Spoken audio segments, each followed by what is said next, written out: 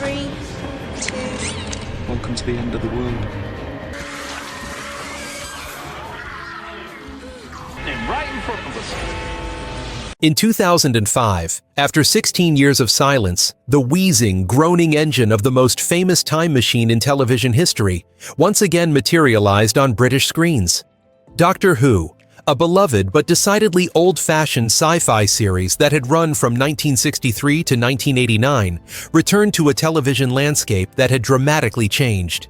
This wasn't just a revival, it was a regeneration. When the BBC announced they were bringing back Doctor Who, skepticism abounded. The 1996 TV movie attempt had failed to launch a series, and science fiction on television had evolved toward the gritty realism of Battlestar Galactica, or the high-budget spectacle of Star Trek, Enterprise. How could a quintessentially British show about a time-traveling alien in a police box compete? The answer came in the form of Russell T Davies, a lifelong fan and accomplished television writer who understood that Doctor Who's greatest strength was never its special effects budget, which was modest by today's standards, but its boundless imagination and heart. Davies' vision was simple, yet revolutionary. Keep the core concept intact, but tell stories with the emotional depth and production quality modern audiences expected. What followed wasn't just a successful revival, but a cultural phenomenon that would transform British television exports, create a new generation of fans worldwide, and prove that sometimes the most forward-thinking stories come from honoring the past while boldly stepping into the future. Doctor Who didn't just return. It regenerated into something both comfortingly familiar and thrillingly new, demonstrating that, like its protagonist, this was a show that could continually reinvent itself while maintaining its essential identity. As we explore this remarkable revival, we'll see how Doctor Who accomplished the seemingly impossible, creating a bridge between classic science fiction storytelling and modern television sensibilities, between nostalgic tradition and innovative narrative, and between the quaint charm of its origins and the global phenomenon it would become. At the heart of Doctor Who's 2005 revival was a delicate balancing act between honoring tradition and embracing innovation. The show's technical achievements weren't about lavish budgets. Instead, they demonstrated remarkable creativity within constraints. The production team's approach to visual effects embodied this philosophy perfectly. Rather than attempting to compete with American sci-fi blockbusters, early episodes like Rose and The End of the World cleverly combined practical creature effects with strategic CGI. The Autons, shop window mannequins coming to life, relied primarily on actors in suits with minimal digital enhancement, creating a tactile menace that CGI alone couldn't achieve. Meanwhile, the destruction of Earth in the second episode used digital effects for spectacle, while keeping emotional moments grounded in human performance. The redesigned TARDIS interior represented another significant visual achievement. Abandoning the sterile white walls of classic Who, production designer Edward Thomas created an organic, coral-inspired console room that reflected the Doctor's battle-scarred nature. The warm amber lighting, mechanical components, and curved support structures suggested both ancient technology and living organism, perfectly embodying the TARDIS's true nature. This set became an instantly iconic space that influenced science fiction design for years to come. Behind these visual elements lay significant production challenges. The show operated on a BBC drama budget while attempting to create new worlds each week. This required ingenious solutions, filming in working factories, quarries, and historic buildings that could be transformed through lighting and set dressing. The Cardiff production base became a creative hub where limitations bred innovation. Russell T Davies' storytelling approach proved equally revolutionary. He maintained the show's episodic Monster of the Week format, but layered in season-long arcs that rewarded attentive viewers. Phrases like Bad Wolf, scattered throughout Series 1 demonstrated this new approach, culminating in a finale that tied together seemingly unrelated adventures. This narrative technique balanced accessibility for casual viewers with complexity for dedicated fans. The sonic screwdriver's evolution represented both visual and narrative innovation. Redesigned as a sleeker, blue-tipped tool, it became both a practical problem-solving device and a character extension. Its limitations, famously not working on wood, prevented it from becoming a plot cure-all, while its distinctive activation sound became instantly recognizable. Perhaps most significantly, Davies and director Joe Ahern established a visual language that balanced intimate character moments with science fiction spectacle. Episodes frequently moved between cramped council estates and vast alien landscapes, suggesting that extraordinary adventures could begin in ordinary places. This visual approach democratized science fiction, inviting viewers of all backgrounds to see themselves in this universe of infinite possibilities. The soul of Doctor Who has always resided in its characters, and the 2005 revival's success hinged on casting decisions that would define a generation of television. At the forefront was Christopher Eccleston's revolutionary portrayal of the Ninth Doctor, a dramatic departure from previous incarnations. Eccleston brought a working-class northern accent and leather jacket to the role, immediately signaling this wasn't your grandfather's Time Lord. His Doctor carried the weight of the mysterious Time War, infusing even light-hearted moments with an undercurrent of survivor's guilt. Eccleston masterfully balanced manic energy with profound sadness, creating a Doctor whose seemingly casual question, "What do you want to do with your life?" to Rose carried genuine existential weight. Though he remained for only one series, Eccleston's performance established the emotional complexity that would become a hallmark of modern Doctor Who. This emotional depth continued with David Tennant's 10th Doctor, whose energetic charisma masked increasing inner torment. Tennant's performance demonstrated remarkable range. From the breathless excitement of discovering new worlds to the terrifying Time Lord victorious moment in The Waters of Mars, where he briefly embraces his godlike power. Tennant's Doctor became iconic precisely because he embodied contradiction. Ancient eyes in a youthful face, childlike wonder alongside ancient wisdom, and the capacity for both boundless compassion and terrifying judgment. However, the revival's most revolutionary casting choice might have been Billie Piper as Rose Tyler. Unlike previous companions who often served as audience surrogates asking convenient questions, Rose was fully realized with her own story arc, relationships, and growth. Piper brought authenticity to Rose's working-class background while conveying her evolution from shopgirl to confident time traveler. Her performance challenged the companion's traditional secondary status, establishing Rose as the Doctor's emotional equal. This dynamic culminated in the devastating Doomsday Beach scene, perhaps the most memorable moment in modern Who history. The image of Rose and the Doctor separated by the void between universes, pressing against walls they cannot cross, became immediately iconic. Piper and Tennant conveyed heartbreak without melodrama, their restrained performances making the unspoken "I love you" all the more powerful when the transmission cuts off. This scene represented something rarely seen in science fiction, an emotional climax with no explosions, no monsters, just two characters and the impossible distance between them.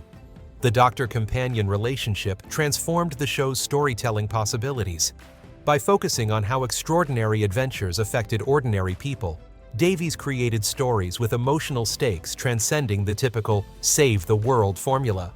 Companions humanized the alien Doctor, while he helped them discover their own potential. This symbiotic relationship provided the emotional core for increasingly complex narratives about identity, loss, and finding one's place in an infinite universe.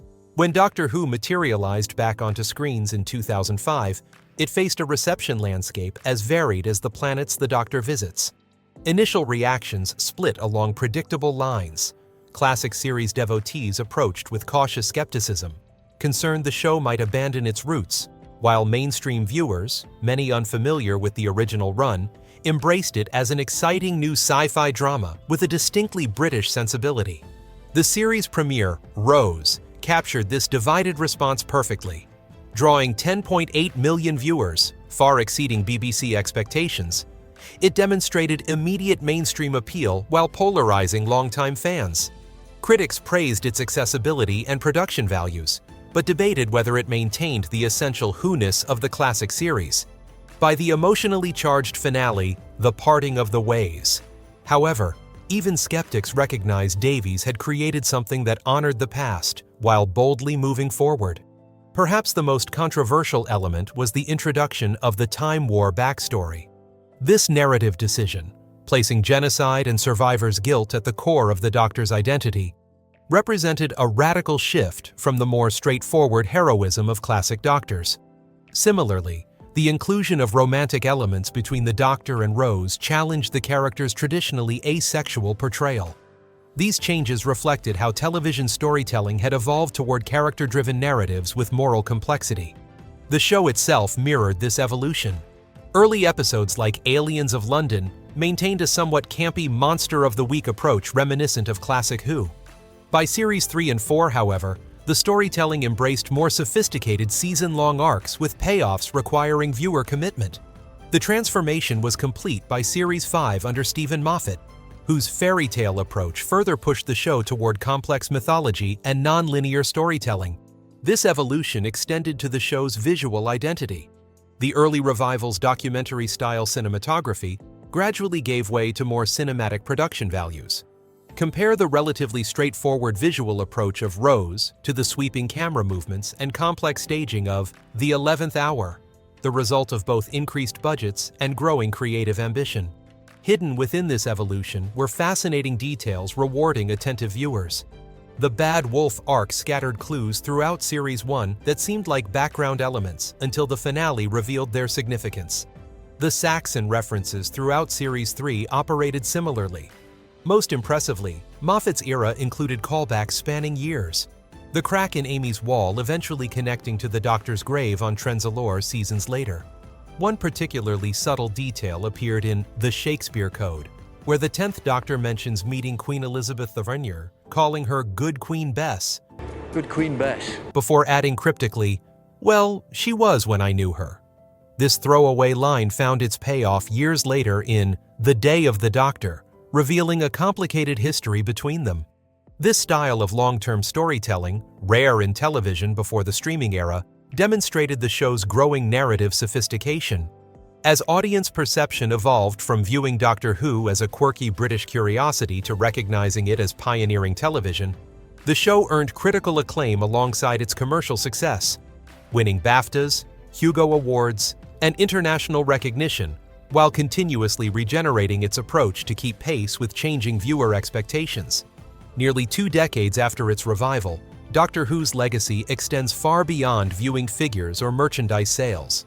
It fundamentally altered the landscape of British television and science fiction storytelling while maintaining a cultural relevance that few long-running series achieve. The show's influence on British television exports cannot be overstated. Before 2005, British Sci-Fi was rarely considered commercially viable internationally. Doctor Who changed this calculation, demonstrating that distinctly British programming could achieve global popularity without compromising its identity. This success opened doors for other British genre shows like Being Human, Merlin, and Sherlock to find international audiences. The BBC's confidence in producing ambitious genre television can be traced directly to the Doctor's Blue Box. Doctor Who's storytelling approach has influenced countless productions. Its structure, blending episodic adventures with season-long arcs, became a template for modern genre television. Shows from Supernatural to Stranger Things have adopted this hybrid model that rewards dedicated viewers without alienating casual ones. The revival's emotional depth also challenged the notion that science fiction must choose between character development and high-concept ideas. The show's cultural impact extends beyond entertainment. The character of the Doctor, solving problems through intelligence rather than violence, valuing knowledge over power, and maintaining moral principles even in impossible situations, provides a hero archetype distinct from the typical action protagonist. This portrayal has inspired countless young people toward careers in science, technology, and medicine. The Tennant effect saw applications to physics programs rise significantly during his tenure as the 10th Doctor. Moreover, Doctor Who has consistently used science fiction as allegory to address social issues. Episodes like Turn Left explored alternate history and xenophobia, while Vincent and the Doctor sensitively portrayed mental illness. The show's ability to address complex topics through the lens of science fiction demonstrates why the genre matters beyond escapism. It provides a space to examine human concerns from new perspectives. Perhaps most remarkably, Doctor Who has maintained its relevance by embracing change rather than resisting it. The casting of Jodie Whittaker as the first female Doctor represented not a break from tradition, but an extension of the show's regeneration concept, the idea that identity persists through transformation. This willingness to evolve while maintaining core principles explains why the show continues to resonate with new generations.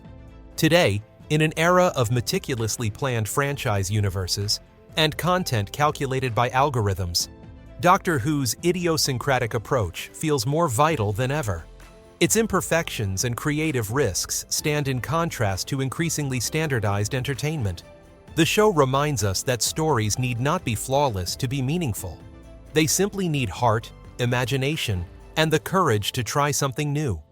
The Doctor's adventures continue because they speak to something timeless, the desire to run away in a blue box that's bigger on the inside, to witness the wonders of the universe, and to find that no matter how far we travel, our humanity remains our greatest strength.